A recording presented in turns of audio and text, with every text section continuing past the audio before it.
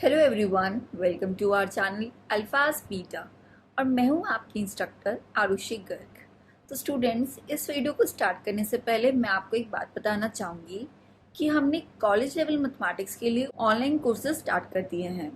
तो अगर आप इन कोर्सेज के बारे में कुछ भी जानना चाहते हैं या रजिस्टर करना चाहते हैं तो आप डिस्क्रिप्शन बॉक्स में दी गई लिंक पर कॉन्टैक्ट कर सकते हैं। तो स्टार्ट करेंगे हम इस वीडियो के साथ।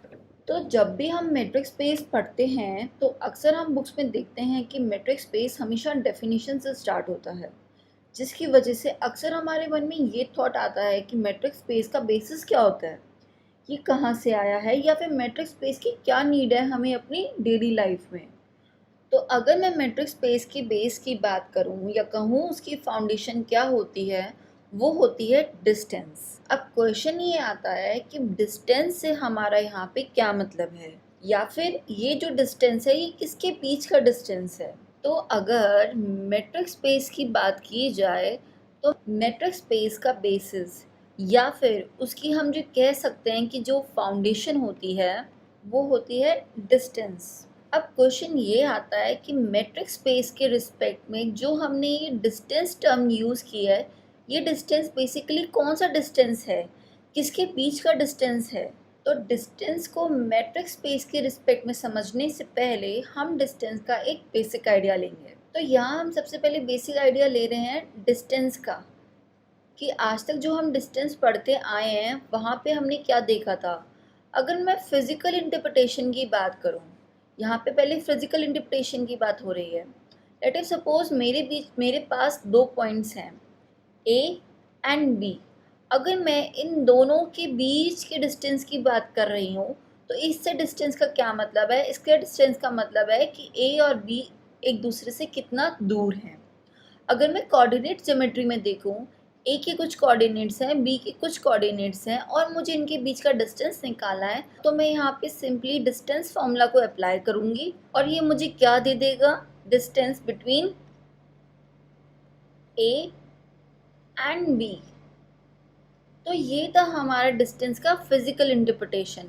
अब करते हैं बात डिस्टेंस को जब हम एब्स्ट्रैक्ट सेंस में यूज़ करते हैं। इंग्लिश में बहुत ही फेमस इडियम होती है जिसका मतलब होता है गो टू फार। अब इसका क्या मतलब होता है, इसका मतलब होता है कि किसी भी चीज़ को एक्सेसिव तौर पे कर जाना। मान लीजिए मैं किसी को कहूँगी कि कोई किसी से बात कर रहा है और मैंने उसको समझाया that you went bit too far this time, मतलब तुम इस बारी कुछ एक्सेसिव बोल गए या तुम ज़्यादा दूर चले गए। तो फार वर्ड का यूज़ यहाँ पे भी हो रहा है, बट लेकिन इस डिस्टेंस को हम मेजर थोड़ी कर सकते हैं। ये डिस्टेंस बेसिकली एब्स्ट्रैक्ट सेंस में यूज़ हुआ है। एब्स्ट्रैक्ट सेंस का मतलब होता है कि ये एक फीलिंग के तौर पे यूज़ हुआ है। तो ये तो था डिस्टेंस का एक बेसिक आइडिया कि हम आज तक उसको कहाँ कहाँ देखते आए हैं। अब बात करते हैं हमारे आज के टॉपिक की और कंपेयर करते हैं कि डिस्टेंस वहाँ पे क्या होता है। मान लीजिए हमारे पास एक सेट है जिसके अंदर कुछ एलिमेंट्स हैं। अगर मैं इस सेट के एलिमेंट्स के बीच के डिस्टेंसेस को, ये जो एलिमेंट्स हैं इनके बीच के डिस्टेंसेस को एक डिस्टेंस फंक्शन से डिफाइन करूं, और ये वाला डिस्टेंस फंक्शन कुछ फोर मेन कंडीशंस होती हैं जो कि हम आगे पढ़ने वाले हैं, उनको अगर सेटिस्फाई करता है तो ये जो पूरा सेट होगा ये क्या बन जाएगा, मेट्रिक स्पेस।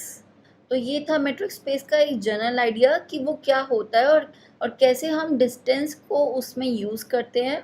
वो बेसिकली एक मेजरेबल डिस्टेंस नहीं होता, वो एक फंक्शन से डिफाइन होता है और कुछ फोर मेन कंडीशंस होती है जिनको सेटिस्फाई करता है। तो ये था हमारे मैट्रिक स्पेस का एक बेसिक आइडिया। अब हम चलते हैं हमारी मैट्रिक स्पेस की मैथमेटिकल डेफिनेशन पे। तो डेफिनेशन में सबसे पहले स्टेटमेंट आती है let X be any set, let D be a function such that D जो होगा वो एक्स क्रॉस एक्स के एलिमेंट्स उठाएगा, मतलब x में से टू टपल एलिमेंट्स उठाएगा और उन पे हम एक फंक्शन अप्लाई करेंगे d, सच दैट वो अप्लाई करने के बाद हमें जो एलिमेंट मिले r में मिले।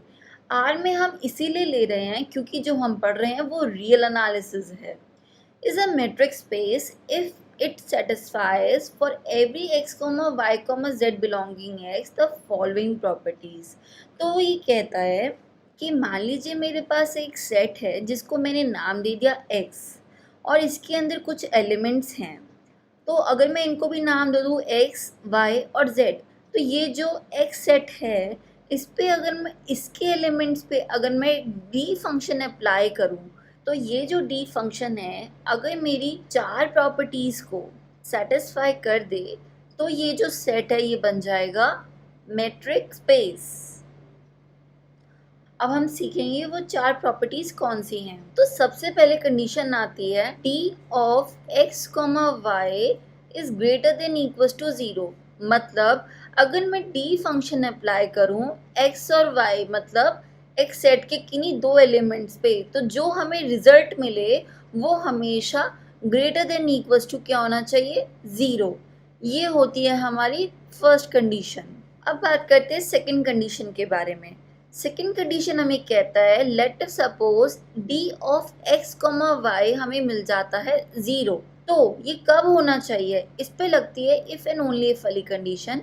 If and only if x equals to y, मतलब अगर मैं d फंक्शन x के किन्हीं दो एलिमेंट्स पे अप्लाई कर रही हूँ और मुझे 0 रिजल्ट मिल रहा है, तो ये तभी होना चाहिए जब x और y बराबर हों, या फिर अगर x और y बराबर हो जाएं तो इन पे अगर मैं d फंक्शन अप्लाई कर दूं तो मुझे रिजल्ट मिल जाना चाहिए 0।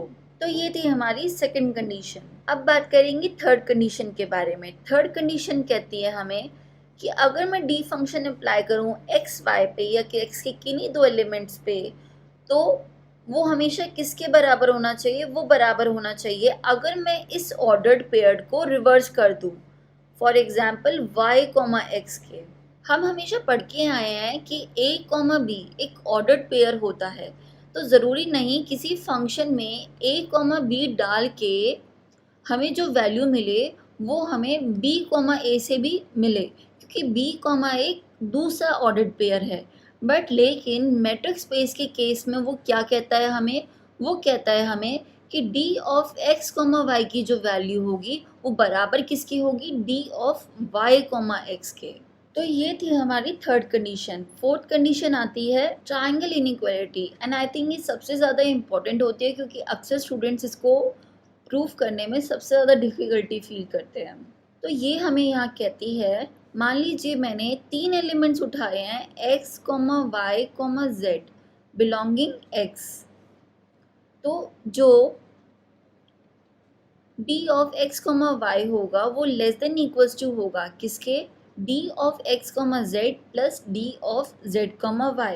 मतलब अगर मैं कोई तीसरा वेरिएबल इंट्रोड्यूस कर लेती हूँ और उनको ऐसे सॉल्व करती हूँ तो d ऑफ x, y की वैल्यू हमेशा इसके लेस देन होगी। इसको अगर आप डायग्रामेटिकली समझना चाहें तो वो ये कह सकते हैं, मैट्रिक्स स्पेस ये कहता है कि मेरे केस में मान लो अगर आपको x से y पे जाना है तो ये जो डिस्टेंस होगा ये हमेशा लेस देन इक्वल्स टू किसके रहेगा, अगर आप x और y पे जाओ किसी तीसरे पॉइंट के द्वारा।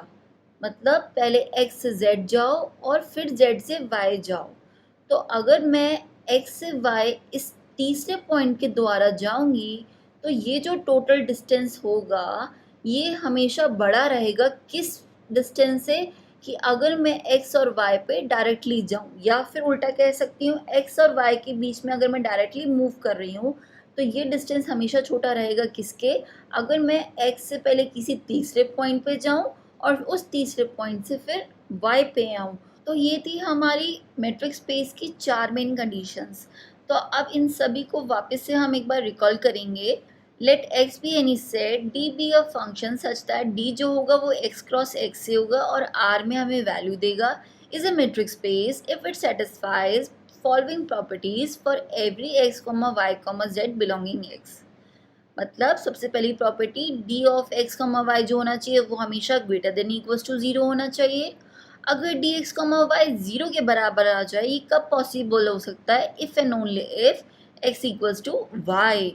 फिर थर्ड प्रॉपर्टी आती है सिमेट्री की, मतलब x, y पे d फंक्शन लगवाने पे जो वैल्यू आती है वो बराबर होगी किसकी, अगर मैं y, x पे d फंक्शन अप्लाई करूँ।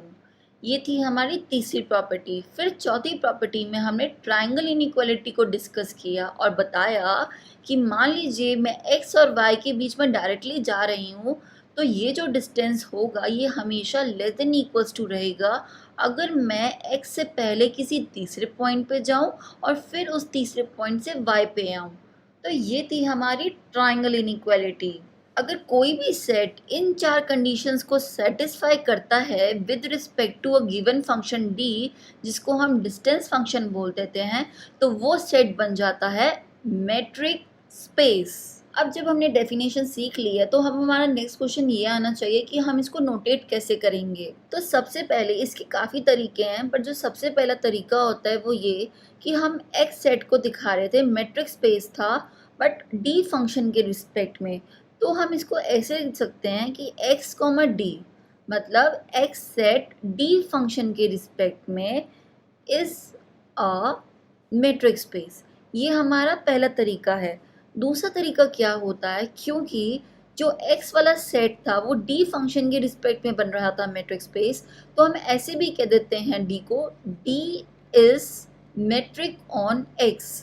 ये हमारा सेकंड तरीका है। अब जब हमारी थर्ड तरीके की बात आती है, ये थोड़ा स्टैंडर्ड नहीं होता बट लेकिन अक्सर जब हम आगे बढ़ते हैं और बड़ी बड़ी थ्योरम्स को प्रूव करते हैं तो वहाँ पे हमें गिवन होता है। तो इसमें क्या होता है, उसमें सिंपली ये लिखा होता है x is a metric space.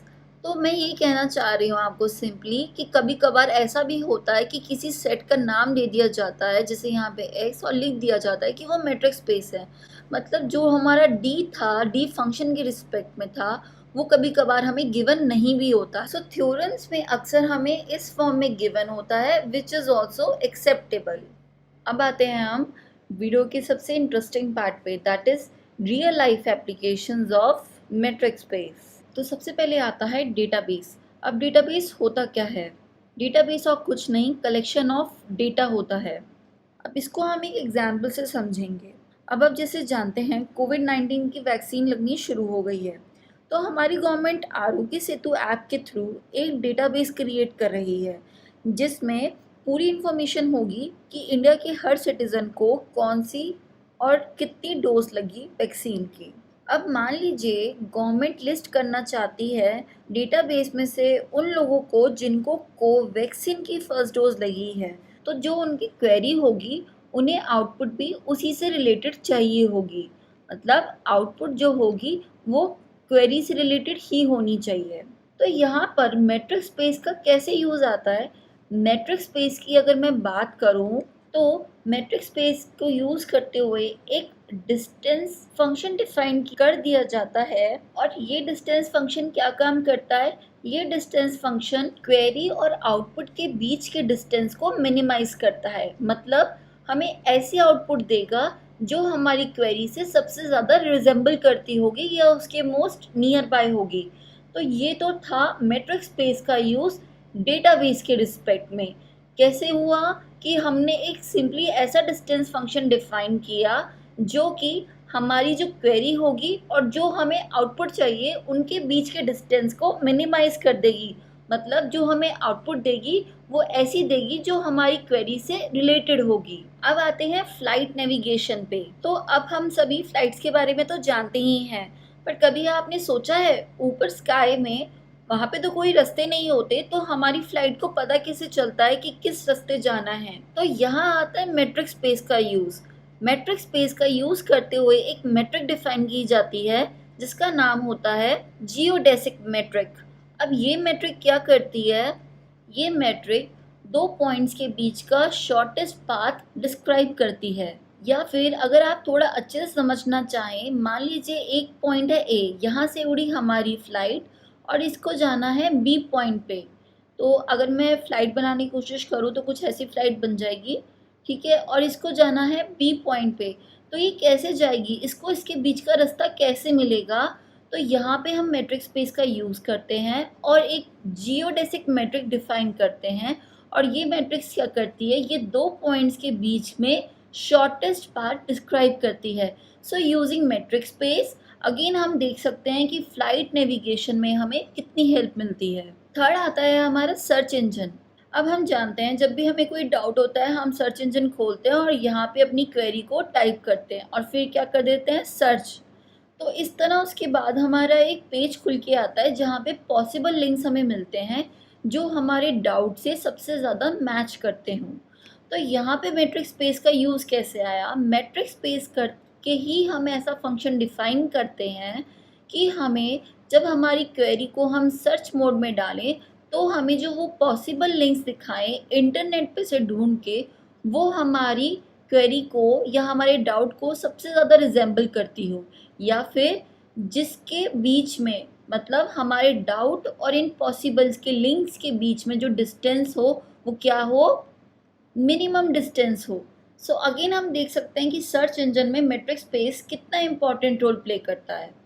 सो ये थी हमारी मैट्रिक्स स्पेस की रियल लाइफ एप्लीकेशंस। सो आज की हमने इस मैट्रिक्स स्पेस की क्लास में सबसे पहले ये देखा कि मैट्रिक्स स्पेस का फाउंडेशन क्या होता है, कहाँ से आया है, क्या इसका बेसिस है। फिर उसके बाद हमने इसकी डेफिनेशन को डिस्कस किया। आफ्टर दैट नोटेशन सीखी हमने कि क्या होती है। And last but not least, matrix space की रियल लाइफ एप्लीकेशंस क्या हैं। So that's all for today. अगर आपको ये वीडियो पसंद आया हो तो लाइक, शेयर एंड सब्सक्राइब करना ना भूलें। Thank you so much.